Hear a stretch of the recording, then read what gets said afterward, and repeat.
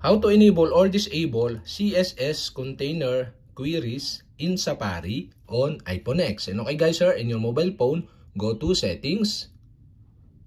In Settings, scroll down and go to Safari. In Safari, scroll down again. And below, you can see the Advanced. Okay, go to Advanced.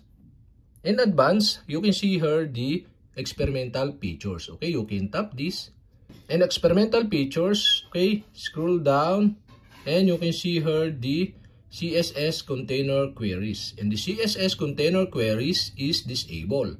To enable this, you'll have to do is switch on the switch button on the right side. And okay guys, we have successfully enabled. And to disable again, you'll have to do is switch off the switch button on the right side. And okay guys, we have successfully enabled or disabled CSS container queries in Safari on iPhone X.